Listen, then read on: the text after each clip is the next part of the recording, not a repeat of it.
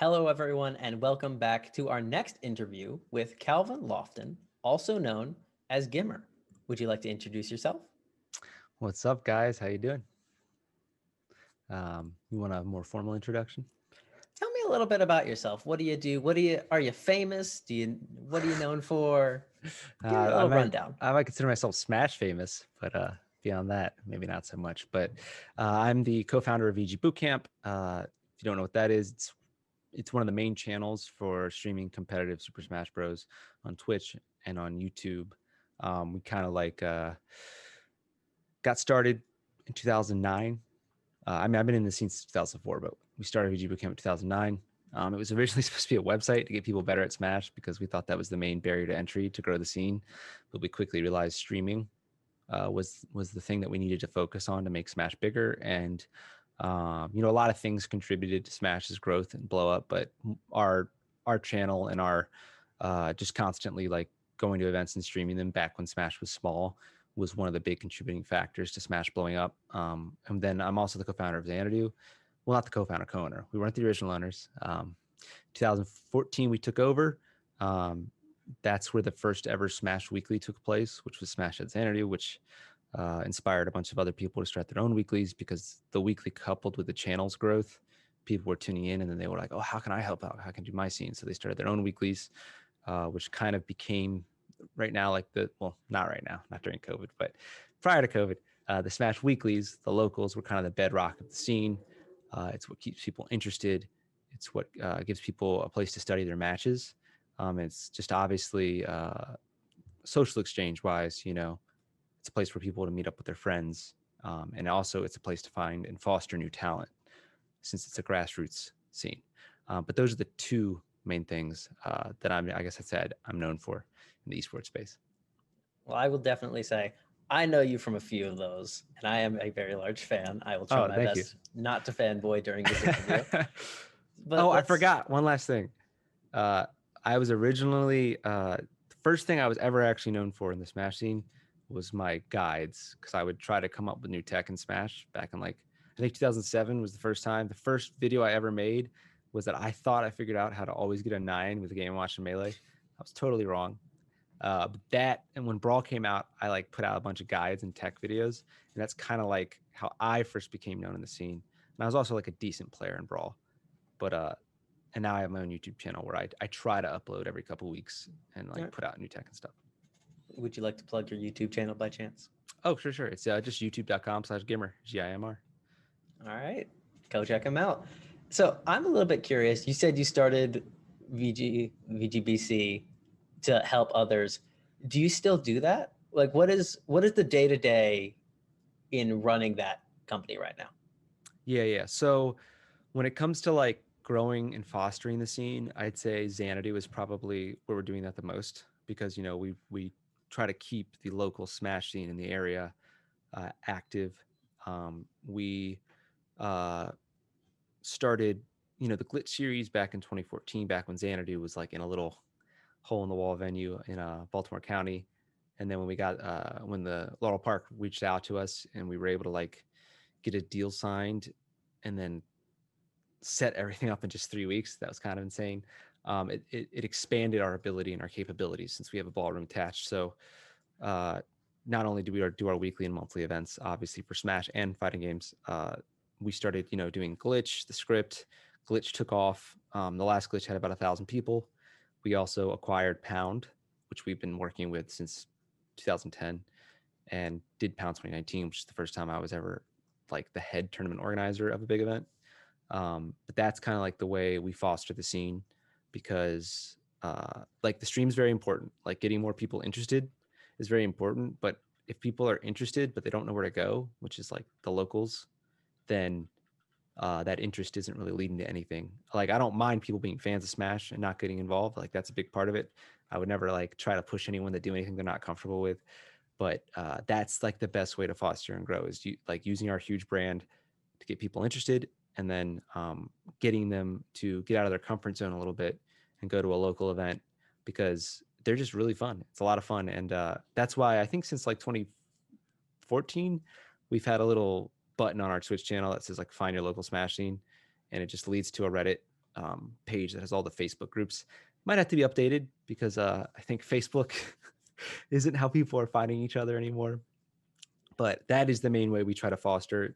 And on top of that, we're working on something to help be like a resource for like competitive with frame data and stuff. It's just I am not a web developer, so it's been a huge brick wall trying to come over to develop something like that, because I have to work with somebody else with a similar vision and make sure my vision is being properly implemented, so I have no experience with that. For VG Bootcamp, I had a bit of graphic design experience, and I learned how to do all the production stuff myself. So like if there was a brick wall that I ran into, I had ways of getting over it. But with no programming experience, you just got to find the right partner. So it's been a little more difficult than I would like, but we're working on something. All right. So let's keep going with the Smash community. VGBC is a huge part of the Smash community nowadays.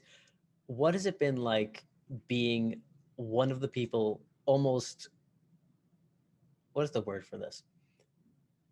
Essentially being the person that has helped build up the Smash community in the DMV. And what do you think makes this region unique as compared to other regions that Smash communities are prospering?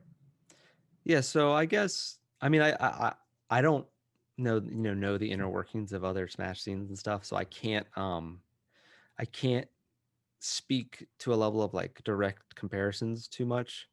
But I will say, obviously, because our channel was the channel that blew up for Smash, that obviously helped a lot of people in the scene, because there was a time period where if you were on VG Bootcamp's channel, you became known in the Smash community, and like players would like fly to Xanadu and like stay in Maryland for like a month to try to like beat our players to like prove themselves and stuff.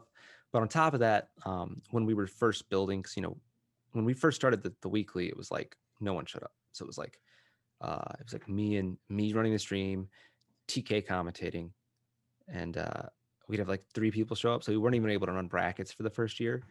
And we had like 50 people watching, right? So we had to keep pushing, and pushing, but eventually people started showing up, and that was a big part of it, because people realized what was happening. They saw the snowball starting to roll. So we were able to get people from Virginia, Maryland, DC, PA, Delaware to come out every week. It was like the big gathering of MDVA folks, and it was like a magical time, right?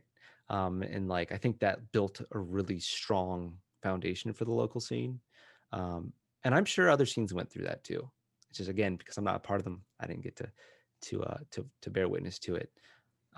So I feel like we're very we just got each other's backs, which probably most scenes do too. I think that we're kind of loud at events when it comes to supporting our players.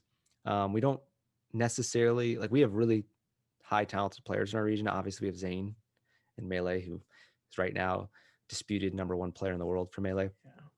But we've back in the early days, we were the best region in Melee, like a long time ago, and Brawl when it first came out. We're still one of the best regions, but we don't have any like top 10 players, I'd say, besides Zane. So we're very vocal when we go to events and stuff, because we're not necessarily we're kind of seen as the underdogs in a sense. Like when we go up to an event, we aren't seen as the people that are going to take it necessarily. So we get loud and we get supportive, which I think is as long as you're not being annoying, I think it's awesome. I like it. So loud is good. Loud is good as long as you're not stepping on people's toes too much, right? Yeah, that's fair. I understand that. So understandably, COVID has definitely caused a big hit to the Smash scene, especially since online for almost everything has been always spotty. Yeah. Thanks, Nintendo. But how have you guys adjusted to COVID, and what was it like to transition everything to virtual? Because I've been to the stream a few times recently, and I do respect the plushie crowd. Yeah. I love that. But so what do you guys do? One thing is, like, Matt and I have always ran a pretty lean business, just because you never know what's going to happen. Like, obviously we didn't think a pandemic was going to happen, but we have run both our businesses in a way that, like, if something bad did happen, we'd have time to figure it out, right? We wouldn't just be like, I know a lot of really big companies, none of them are in the Smash scene. Like they run their business as like like it's assumed the economy's great, right? So they give themselves like a month or two of runway. And we didn't want to do that because we're just like, who knows what's going to happen, right? You know, we're a grassroots community. We're all doing our greatest. So we run it that way. So we're kind of blessed because, again, we didn't think this was going to happen, but because we ran it that way, we weren't in like panic mode when it happened, right? We weren't like, oh my gosh, everything we built's going to go away. And on top of that, we were blessed because our relationship with the venue we're with, it's not a normal relationship, right? We didn't lease a building like a property in like a shopping center, right? We found a partner who had similar interests, at the Laurel Park, and they let us go inside. So when COVID happened and we had to shut down, we didn't even have to have a conversation. Like it was understood, and they didn't make us pay rent going forward, right?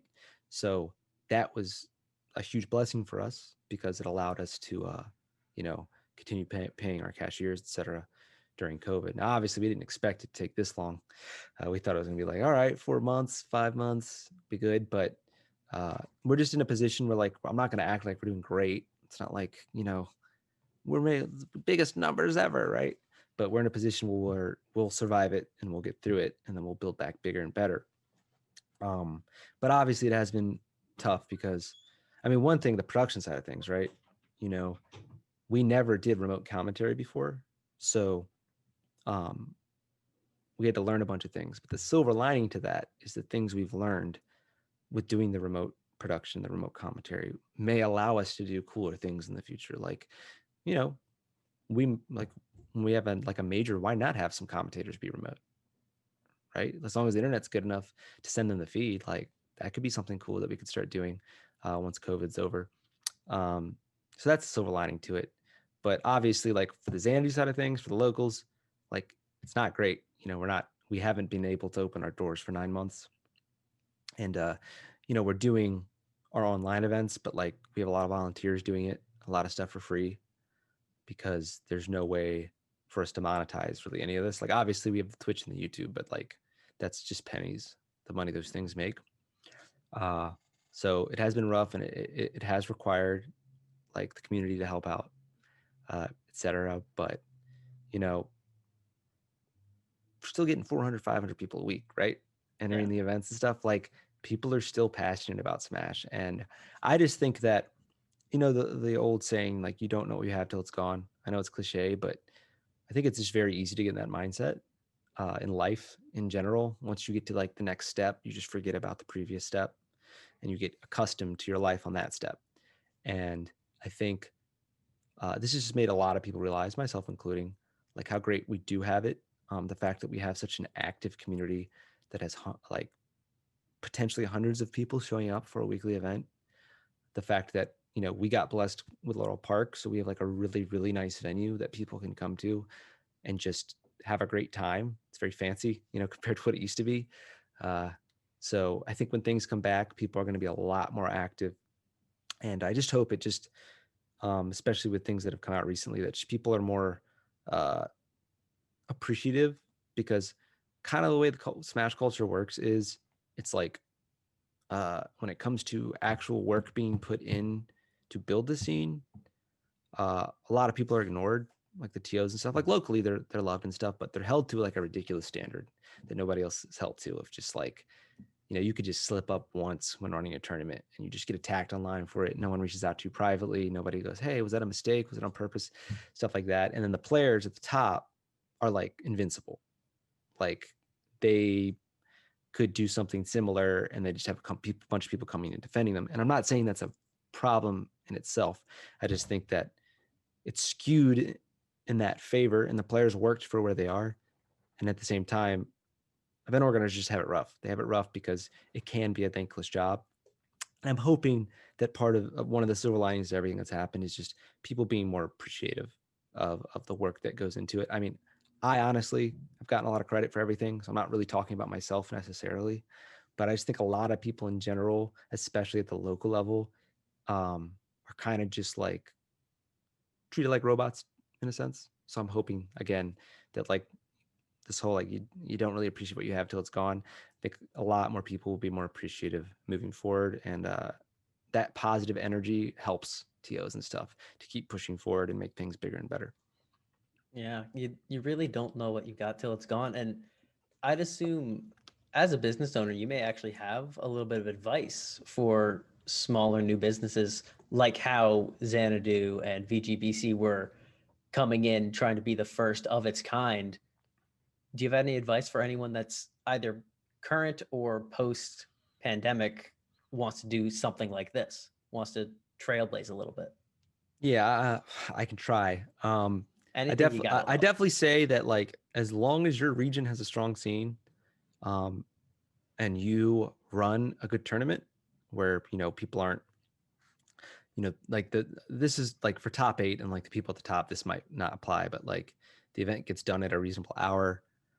You have a stream, even if it's low quality, it doesn't need to be the best thing in the world, just so that people can, one, feel appreciated for like the work they've put into the game, but two, uh, they can review their VODs to get better.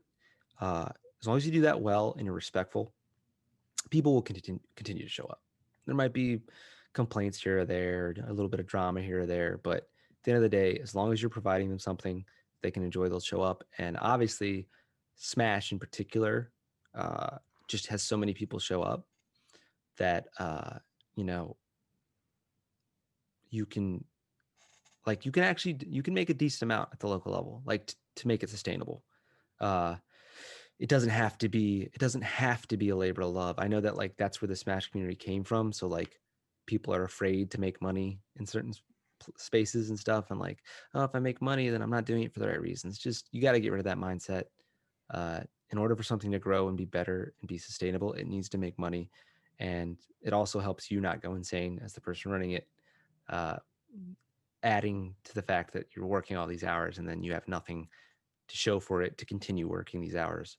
And then on top of that, like, don't be afraid uh, to do what you need to do in the market, despite how the community may react. An example of this is Xanadu used to run a $5 venue fee for our weeklies, and we just were like, guys, we got to raise it to $10. We've been doing it this way for 5 years. It just needs to be done. And we got a lot of backlash, and some people didn't show up because of it. And I understand why. You can do what you want, but it's helped us. It's very much helped us be able to do things like glitches and pounds, etc., and make everything bigger and better. So just just if your heart's in the right place, do what you think's right, listen to community feedback, but just don't be afraid to take risks, or just be ready for the difficult decisions, etc. Yeah, running a company isn't all sunshines and daisies, unfortunately. Yeah. Yeah. So I actually have a question that goes a little bit off the topic of business and everything. Here at Game Gym, we teach Smash Mm-hmm. as well as other games. You happen to know a lot about teaching Smash, considering you told me you wrote guides. Mm-hmm. And we actually like focusing on both the player's development as a person Mm-hmm. and as a player. So when people are playing games like Smash, where it'll take years of playing the game to get to a professional level, if you're the average Joe like me, sometimes you might never even get to the professional Mm-hmm. level. But while you're training to get there, what advice do you have for them whenever you're looking at someone that's Yeah. grinding through the game to get them through the ups and downs of the training? Yeah. So I would just start this off saying I'd consider myself a semi-pro. In Brawl, I was, I think, a top 100 player, but the talent pool wasn't as big back then. And in Smash 4 and Ultimate, I never really put in the time because I'm so busy. So I don't want to like act like I'm like a top player giving advice, because there's just certain things that I haven't discovered yet that I don't know about yet when it comes to that. But I will say some things that I started implementing in the last few years that have helped me greatly to grow as a player. One, don't think about your skill progression as a linear line. Um, I don't think, like, in the world of mathematics, linear lines exist, right? But I think in the world of actual statistics, I don't think they actually exist. I don't think there's a thing in the world that has ever like just gone like this, right? Like perfectly. So it's more of a theory. Generally, linear lines are doing this. They're bumping up and down. even if they are going up. So one thing you got to make sure you do not, first of all, compare your current skill to another top player's current skill, because they aren't you. Secondly, don't use your results at weeklies and stuff as a determining factor of your current skill level, because your bracket is not necessarily the same every week, and you might have placed higher one week compared to a previous week, or like place higher and then place worse the next week because of your bracket. That doesn't mean you haven't improved as a player. So you got to be careful with that. Secondly, I'd say, so like basically expectations, right? You need to, no one knows how well you're improving except yourself. So you need to focus on that, like what you're actually doing to get better, etc., instead of like numbers like that. Because again, unless you're a top level player, those numbers can always be skewed, and there's can always be luck involved with what bracket you get to get there. So secondly would be saving the playing to win mindset for tournaments and specific training sessions with other players. You aren't going to get better if you aren't trying new things out and then trying to implement them into your practice sessions. Because you can't be testing those things out in tournament because you haven't built the muscle memory for them yet, right? So you gotta throw things in.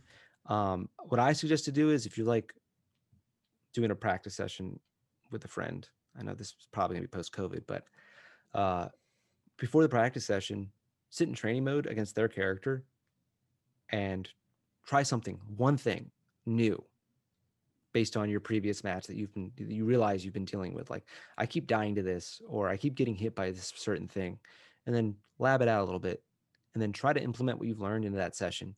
Just that one thing. It might not seem like a lot, but focusing on specific things and trying to implement them, it seems, does way better than overdoing it. Because if you try to put too much on your plate and like, oh, I got these 5 things I'm trying, you might end up just getting nowhere. Because one of the biggest parts of becoming a good player is implementing things in a way that become part of your muscle memory, so that when you're put in a high stress situation, you don't lose it. Because when you're in a tournament and the stress gets high, you immediately roll back to the thing that you're most comfortable with. And that's why the top players are so good, because they play so much and they've gotten so good that what you're seeing on screen at those events is the best that they play under pressure.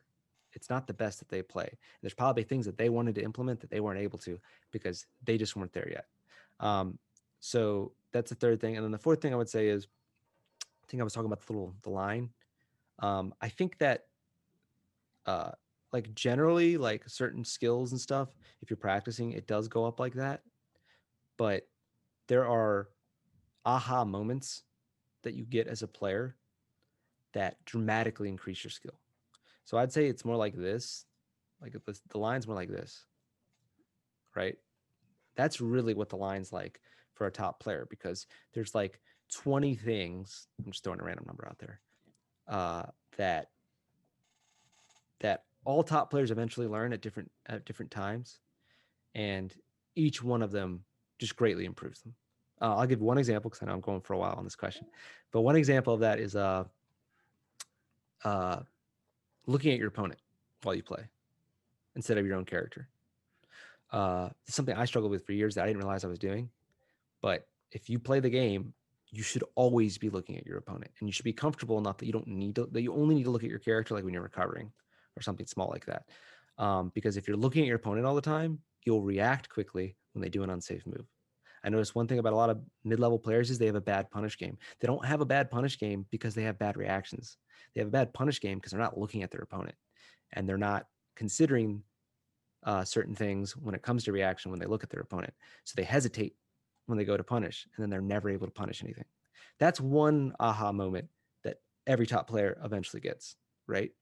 But there's a bunch of these that will just make you improve drastically. And it's also why I like what you guys are doing, because all 1v1 sports, I mean every sport, but 1v1 sports, like boxing, for example, the young bloods get taught by the older people. They like get them over those humps early, and try to get them to realize certain things as quickly as possible. And we haven't quite gotten there yet as a sport. So everybody's doing it on their own. But it is something that would definitely dramatically help players who just feel like they're like never improving, because a lot of people do that because they just don't know how to practice. But yeah, that's on. I could talk about this for hours, to be honest. I can see that you're very, very invested in the topic. So before we wrap up, I have one last question. Do you have any advice for new Smash players, people that are trying to get into the competitive scene? Just any advice for how they take their first step in? Yeah. So obviously, I'm mostly talking post-COVID now, but you could just replace what I say with online events if you want to.